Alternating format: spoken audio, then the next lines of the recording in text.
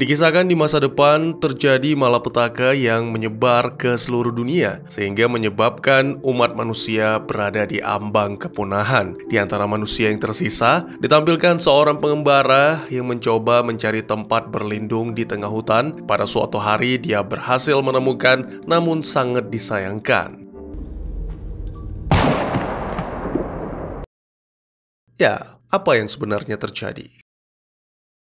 Selamat datang dan selamat berjumpa kembali bersama saya Teguh Gusto. Bagaimanapun kabar dan dimanapun kalian berada, raihlah semua impian dan cita-cita dengan cara yang halal. Karena sesuatu yang tidak halal dan dipaksakan pastinya akan berakhir dengan penderitaan dan kemalangan. Seperti biasa, saya akan menceritakan tentang sebuah film yang seru dan unik, yang mana kali ini berjudul Glass House. Sebuah film yang rilis di tahun 2021, disutradarai oleh Kelsey Egan, serta dibintangi oleh para aktor yang mohon maaf tidak perlu ditanyakan karena saya belum kenalan.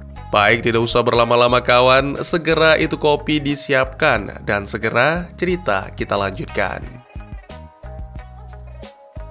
Ya, si pengembara mengabaikan tanda dilarang masuk sehingga sebutir peluru menembus kepalanya setelah gadis bernama B melepaskan tembakan. Diketahui bahwa gadis tersebut tinggal di sebuah rumah mewah dengan sebagian besar dinding-dindingnya terbuat dari kaca. Hal selanjutnya yang diketahui adalah B tinggal bersama keluarga yang terisolasi dari dunia luar, dipimpin oleh sang ibu yang tidak diketahui namanya. B memiliki 3 saudara, ada Ivy, Gabe, dan yang paling muda adalah Daisy. Ibu telah merancang seluruh sistem untuk menjamin kelangsungan hidup mereka, termasuk menanam sayuran dan buah-buahan sendiri sebagai sumber makanan dan penghasil udara bersih bagi mereka. Ya, udara di luar tercemar dengan apa yang disebut the shred. Shred ini tidak mematikan, tapi menyebabkan orang yang terpapar lupa ingatan, bahkan tidak ingat siapa dirinya sendiri, sehingga tak jarang dari mereka menjadi gila dan berbuat brutal.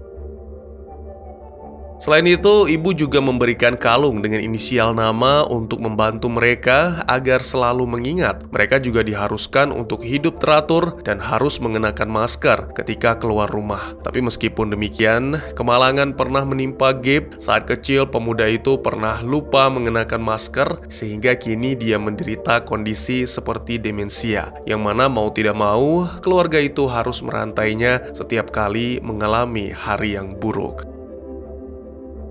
Orang asing sangat tidak diperbolehkan masuk, bahkan mendekati wilayah rumah itu saja dilarang. Seperti apa yang dialami oleh pengembara di awal tadi, setelah B memastikan bahwa si pengembara bukan saudara mereka yang hilang, yaitu Luka, maka tembakan akan dilepaskan. Karena jika itu Luka, pastinya dia sudah memberikan kode rahasia untuk mengidentifikasi diri. Setelah menghabisi pengembara asing, para gadis akan mengambil bagian-bagian tertentu dari tubuh si pengembara untuk mengadakan ritual dan membuat pupuk, kemudian mengubur sisa-sisa yang tidak dibutuhkan di halaman. Pria yang ditembak B hari ini memiliki sebuah foto di salah satu sakunya, jadi Ivy mengambil foto tersebut untuk dirinya sendiri dan disimpan di sebuah kotak khusus dan rahasia, lalu mengubur kotak itu di rumah kaca.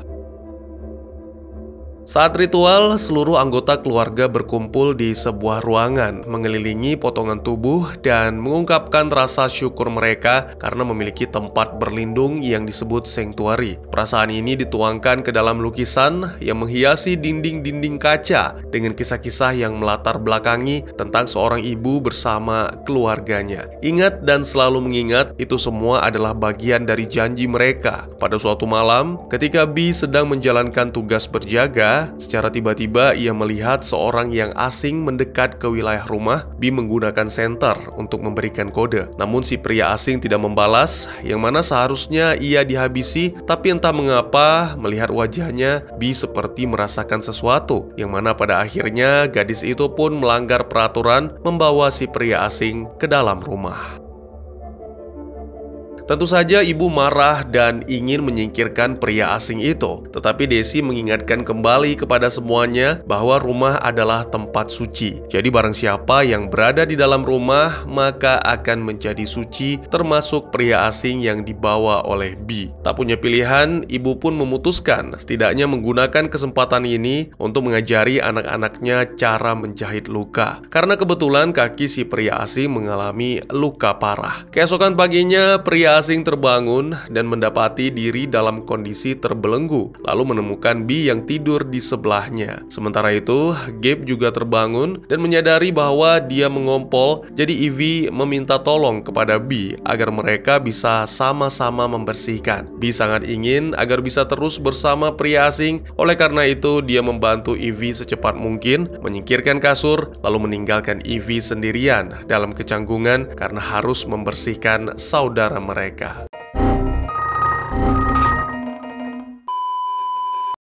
Sementara itu, B bergegas kembali ke pria asing untuk merapikan janggutnya. Dan tak lama berselang, pria itu pun terbangun. Awalnya B merasa ketakutan dan waspada, sembari terus melayangkan beberapa pertanyaan yang tak terjawab. Karena si pria asing juga memiliki sejumlah pertanyaan sendiri. Setelah suasana menjadi cukup tenang, B dan Ivy mengganti perban si pria asing. Ibu datang untuk kembali menanyakan, atau mungkin lebih tepatnya menginterogasi. Pria asing menjelaskan bahwa seingatnya dia tidak memiliki nama. Kemudian pria asing itu pun menjelaskan tentang dunia di mana hampir tidak ada yang tersisa dari peradaban, sehingga beberapa penyintas terpaksa mengais atau mati kelaparan. Salah satu dari penyintas tersebut menyerang si pria asing, yang mana menyebabkannya terluka. Pria asing pun bertanya-tanya apakah dirinya diperbolehkan pergi sekarang. Namun ibu tidak mengizinkan karena pria asing telah mengetahui tentang rumah kaca, jadi harus tinggal serta bekerja seperti yang lain. Adegan berpindah menampilkan beberapa waktu kemudian, di mana Ivy menyadari bahwa Gabe merasa tidak nyaman dengan keberadaan pria asing, sehingga mencoba menghiburnya dengan menunjukkan mainan yang dulu Gabe buat, dan Gabe tidak ingat akan hal itu. Pada suatu momen, B melakukan suatu hal yang lebih berani, membuat Gabe lebih dekat kepada si pria asing dan menyuruh Gabe menyentuhnya, demi membuktikan bahwa pria asing sama dengan mereka semua. Sayangnya, Gabe masih saja tetap curiga dan waspada. Keesokan harinya, pria asing diberi tugas yang harus dikerjakan di rumah kaca meski masih dalam kondisi dirantai demi keamanan. B terus terobsesi dengan pria itu, bahkan membawa sepiring buah segar dan merasa sangat senang ketika si pria asing memilih stroberi. Sampai-sampai B berjanji akan mengajari pria asing membaca. Setiap kali Ivy membutuhkan bantuan melakukan pekerjaan rumah, B selalu mengelak agar bisa menghabiskan waktu lebih banyak bersama pria asing. Ini membuat Ivy kesal sehingga mengingatkan B bahwa pria asing tidak bisa dipercaya. Tapi apa mau dikata, namanya juga jatuh cinta, yang mana B dibutakan olehnya.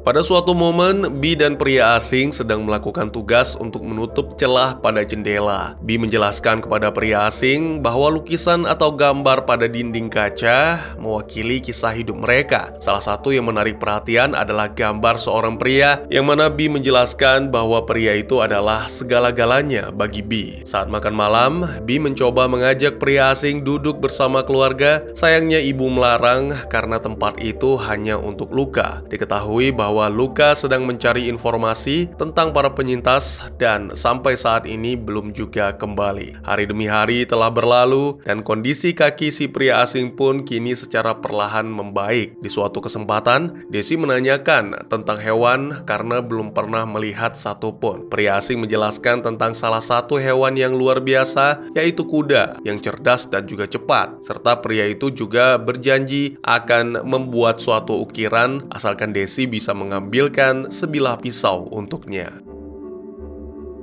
Desi pun secara diam-diam mengambil pisau pada keranjang saudarinya, lalu segera memberikan ke pria asing. Sejak saat itu, si pria asing pun mulai akrab dengan Desi. Hal ini diperhatikan oleh Gabe, sehingga membuatnya cemburu. Beberapa hari kemudian, pria asing pun telah selesai mengukir kuda untuk Desi yang terdiri dari beberapa bagian seperti puzzle. Karena Gabe terlihat tertarik, maka pria asing pun membiarkan pemuda itu untuk bermain dengan ukiran kuda. Namun, tiba-tiba saja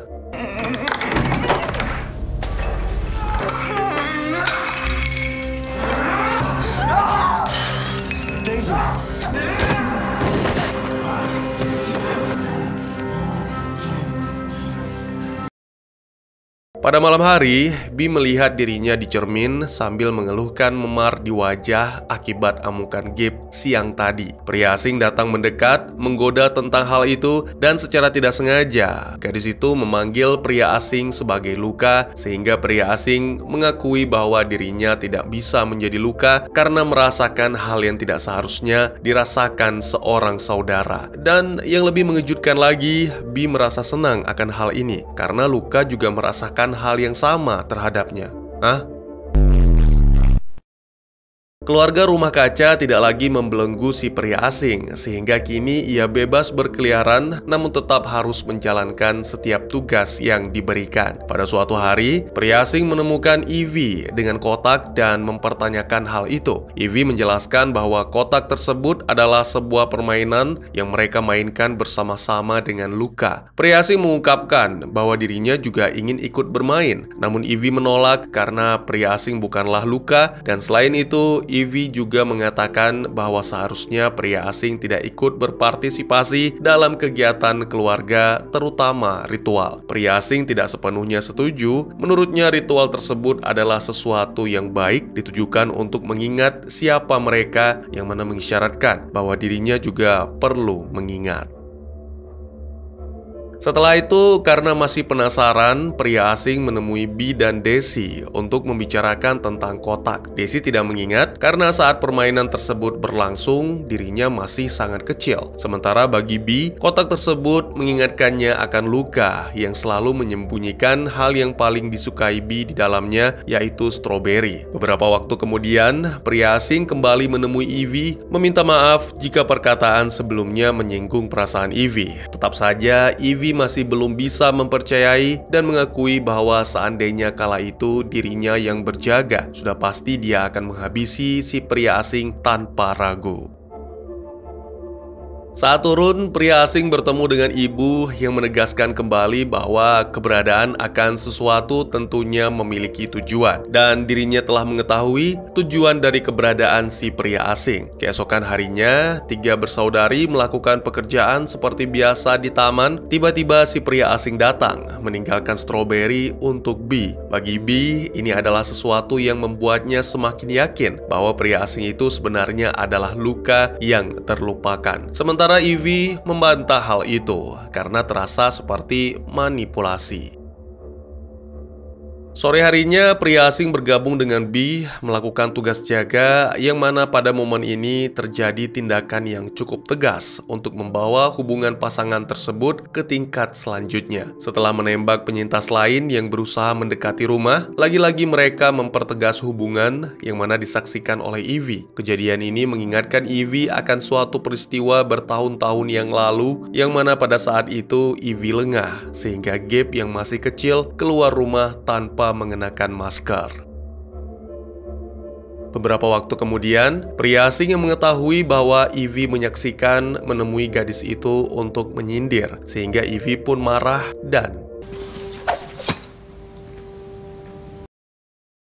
Evie mengaku tidak bisa dimanipulasi seperti saudarinya, lalu melangkah pergi. Di saat yang sama, pria asing melihat sesuatu yang aneh pada tanah, dan ketika mencoba memeriksanya, pria asing menemukan kotak permainan. Selain itu, di dalamnya dia menemukan bungkusan kecil dengan kalung berinisial L yang berarti Luka, serta beberapa baterai. Penasaran, pria asing kemudian menemui Desi untuk menanyakan tentang kalung-kalung ini. Desi menjelaskan bahwa itu semacam hadiah kelahiran dari sang ibu, dan hanya kematianlah yang membuat mereka boleh melepaskannya. Saat ritual dilakukan tanpa memperdulikan ocehan Ivy, pria asing datang membawa kalung berinisial L dan mengaku sebagai Luka. Dia mengaku selama ini tidak bisa mengingat sampai akhirnya tiba di rumah kaca dan bertemu dengan saudari-saudarinya. Tentu saja hal ini menyebabkan pertengkaran sampai-sampai B mengungkit kesalahan Ivy yang senang mengintip, mengakibatkan Gabe menjadi seperti sekarang ini.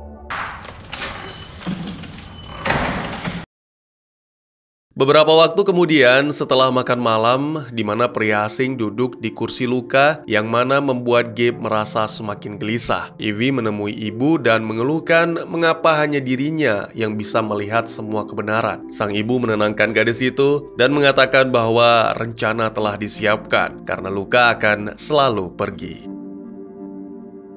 Beberapa hari kemudian, kaki si pria asing telah benar-benar pulih, maka sang ibu menugaskannya untuk berjaga sendirian. Sementara itu, para gadis mencuci pakaian. Ivy menyadari bahwa B terlambat datang bulan dan segera memberitahukan sang ibu akan hal itu. Beberapa minggu kemudian, sang ibu dengan yakin mengatakan bahwa B sedang mengandung. Tentu saja B sangat bahagia mendengarnya. Sayangnya, perasaan tersebut tak bertahan lama karena ibu menjelaskan tentang sumber daya yang mereka miliki sangat terbatas. Jadi B harus memilih antara bayi atau si pria asing. Marah, sedih, dan bingung bercampur jadi satu, dan di saat yang sama, kepanikan melanda Gabe yang membuat pemuda itu melarikan diri. Ivy pun bergegas mengejar karena tak ingin tragedi yang sama terulang kembali. Beruntung dengan cepat, pria asing menangkap Gabe dan membawanya kembali ke rumah. Dia mengingatkan kepada Ivy agar tidak perlu terus menyalahkan diri sendiri. B yang merasa terganggu oleh rasa cemburu segera mengajak pria asing untuk berjaga bersama pada giliran berikutnya. Setibanya di pos penjagaan, B menceritakan tentang kehamilan dan mereka berdua harus pergi dari rumah demi menyelamatkan si bayi. Namun pria asing menolak ide tersebut karena yakin pasti ada cara lain yang lebih baik. Malam harinya, Ivy pergi meninggalkan ranjang dan pria asing pun menyusul. Keduanya masih membicarakan tentang rasa bersalah yang dialami Ivy. Seharusnya Ivy tidak membantu Gabe. Jika memang tidak tulus, Gabe memang pantas mendapatkan kebahagiaan, tapi begitu juga dengan Ivy. Pria asing pun segera melancarkan rencananya untuk membantu Ivy dengan memanas-manasi Gabe, mengatakan bahwa Ivy sama sekali tidak mencintai Gabe. Semua yang dilakukan terhadap Gabe murni karena kasihan.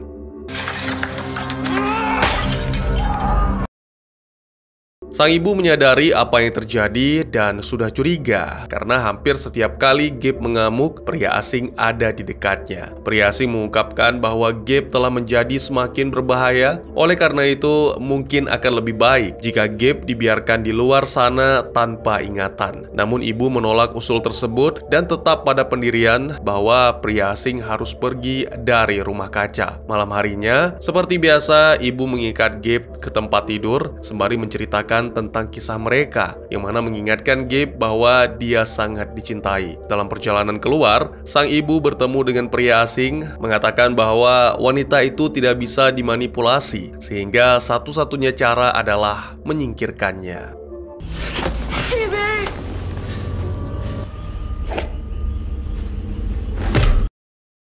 Pria asing kemudian meninggalkan mayat ibu di dekat ranjang Gabe, lalu membuat semuanya terlihat seperti Gabe yang telah melakukan pembunuhan. Suara berisik membuat Gabe terbangun, dan pemuda itu pun segera bersedih melihat sang ibu dalam keadaan tak bernyawa. Kini pria asing hanya perlu membangkitkan amarah Gabe untuk mengundang para gadis datang demi mendapatkan dukungan.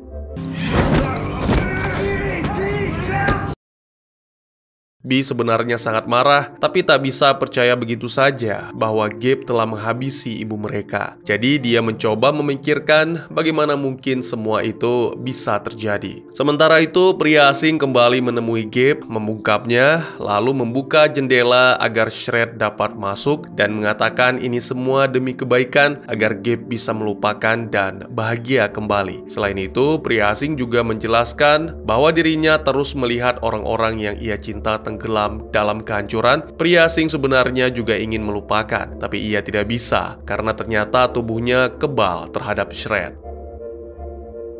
Para gadis mulai menyiapkan jasad sang ibu untuk ritual. Namun, Daisy merasa tidak nyaman akan hal ini. Jadi Evie membawanya pergi untuk menenangkan dan tak menyadari telah meninggalkan kotak permainan. Yang mana di dalamnya, Bee menemukan bungkusan dengan tulisan nama Luka dan 2 baterai. Penemuan tersebut memicu kembalinya ingatan ketika dirinya menembak seorang pengembara yang selama ini tak terceritakan. Bee kemudian berlari keluar untuk menggali suatu makam di halaman sampai akhirnya menemukan senter, yang mana benda itu membuat semuanya menjadi jelas.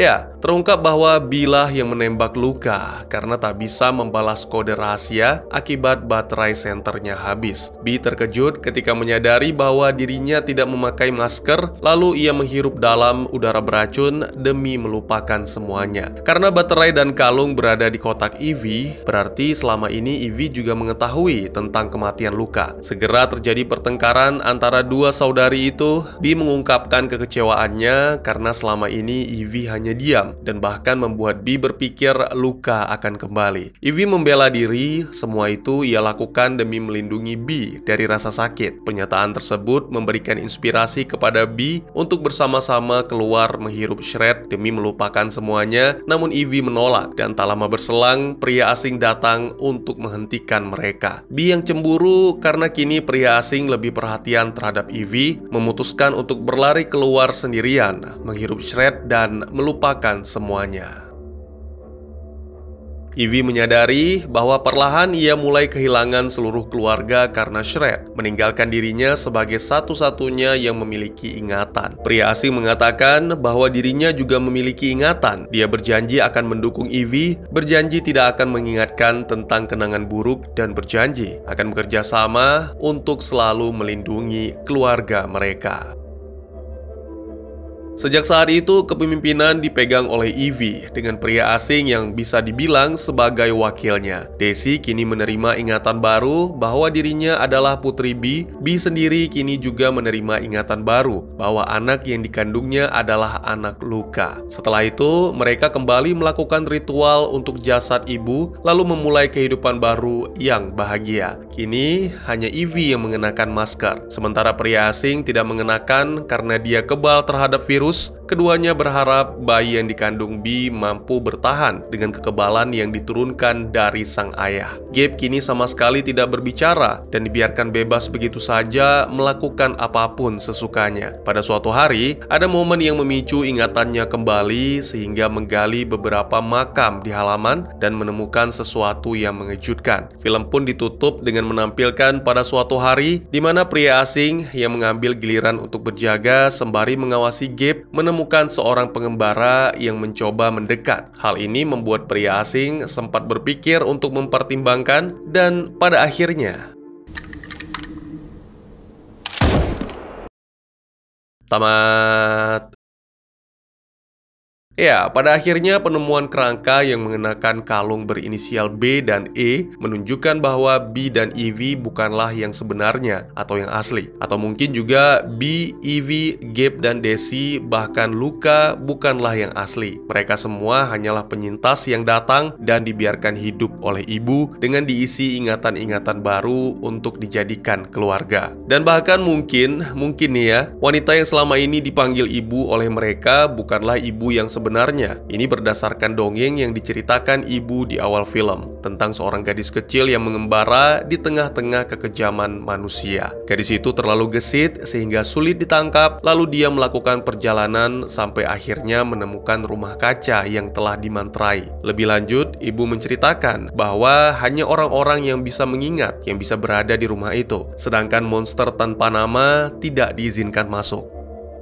Ini menandakan bahwa wanita yang disebut ibu itu juga penyintas, sementara monster tanpa nama adalah penyintas yang terpapar Shred sehingga tidak dapat mengingat apapun, termasuk nama mereka. Kemungkinan semua orang yang awalnya menghuni rumah kaca itu telah meninggal sehingga tinggallah ibu sendiri. Dia memutuskan untuk melindungi rumah itu sambil mengumpulkan anak-anak malang yang bernasib sama seperti dirinya, tapi dibuat lupa lalu diisi kenangan baru agar bisa dijadikan anak anaknya sendiri. Setiap kali ada yang melanggar aturan, maka akan disingkirkan. Contoh terakhirnya adalah Luka yang jatuh cinta kepada B. Ya, karena bukan saudara kandung, jadi tidak heran bisa saling jatuh cinta. Buat yang nanya mengapa dilarang jatuh cinta, ya karena ini semua menyangkut sumber daya, berupa makanan, minuman, dan yang paling penting oksigen. Setiap manusia yang jatuh cinta, sebagian besarnya akan memiliki anak. Setiap yang memiliki anak tentunya tak ingin berpisah dari anak mereka, sehingga ujung-ujungnya sumber daya menjadi tidak cukup, dan lama-kelamaan akan menimbulkan konflik. Nah, konflik ini yang ingin dihindari oleh ibu. Sayangnya si ibu tidak tahu bahwa pria asing itu kebal, padahal dia bisa menjadi harapan bagi masa depan umat manusia.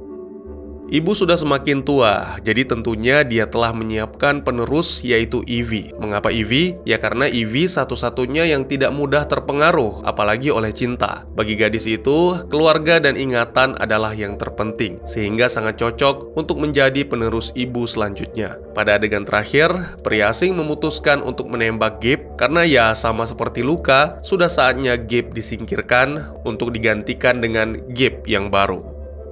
Saya sangat menyukai film ini dan sangat menyarankan kalian untuk menonton filmnya secara utuh. Tapi tidak untuk adik-adik yang di bawah umur ya. Film ini adalah sebuah metafora, sebuah mitos atau semacam dongeng modern. Ini adalah cerita pengantar tidur yang sering mereka ceritakan satu sama lain. Tetapi untuk kita sebagai penonton, cerita ini memiliki pelajaran dan juga sebagai pengingat. Kisah ini mungkin telah sering diceritakan dengan cara-cara yang berbeda. Salah satu yang saya ingat adalah Eternal Sunshine of the Spotless Mind, yang mana dibintangi oleh Jim Carrey dan Kate Winslet. Ini adalah film tentang penderitaan, ingatan, dan seni melupakan secara disengaja. Ya, coba pertimbangkan ini. Apakah lebih baik menjadi seorang pangeran kaya raya dengan dibebani tugas menjalankan kerajaan, serta memiliki ingatan tentang kegagalan, atau menjadi seorang pengemis gila yang bahagia tanpa kesadaran? Ini pertanyaan yang langsung ditujukan kepada penonton. Apakah Anda memilih melupakan atau mengingat terlepas dari pedihnya kenangan itu? Tentunya ini bukanlah pertanyaan yang sederhana. Di satu sisi, sebagai pangeran, Anda dibebani dengan ingatan tentang kegagalan, kesalahan, dan perang yang membuat rakyat Anda terbunuh. Di sisi lain, Anda hanya duduk dan bersenang-senang sampai larut dalam kegilaan. Pertanyaan ini seringkali kita hadapi setelah kehilangan orang yang kita cinta atau melakukan sesuatu yang bodoh dalam momen keegoisan. Apakah kita bisa menerima keputusan itu meski mungkin sangat menyakitkan?